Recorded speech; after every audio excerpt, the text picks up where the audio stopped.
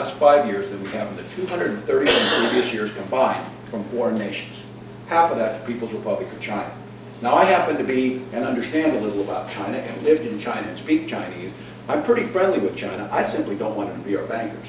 I simply don't want them to be making decisions about this country's economic security that's outside of our hands. And when we're looking at that, we're $300 billion in deficit. We passed legislation that has changed now in the first weeks of Congress. It's pay-go. For every dollar we spend, if we're going to spend this much more, it's got to come from somewhere else. And you know what I'm willing to say is, fine. Then let's find somewhere else to take it from, because this is a priority. This money has to get here. This money is needed.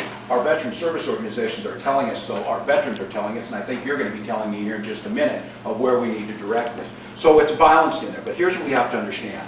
We must, and this budget gets the budget back into balance by 2012, we must get this budget under control. We can't leave this debt to future generations, and we sure can't mortgage our economic future to the Chinese.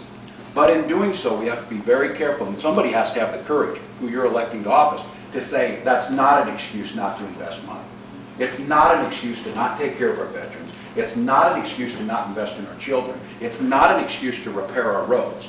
We have to do those things, but we have to do it smart. And if somebody tells you we can take care of our veterans, we can take care of our children, we can take care of our roads, we can take care of everything without paying any taxes, they're lying. And I repeat that, they are lying. Now, do we waste tax money? You dang straight we do. You want to hear an example that's really bad on this one is, this is a piece of legislation we put in too. When a veteran goes to see the hospital and they ask for reimbursement on their rates, some of you know this, the reimbursement rate, 11 cents a mile. Just too hard, I hear that, just too hard to get that change, whoever. Well, isn't it funny? I found out that I'm in Congress now, and if I put in a receipt for my reimbursement to come here today, it's 48 cents a mile. Funny how they got that through.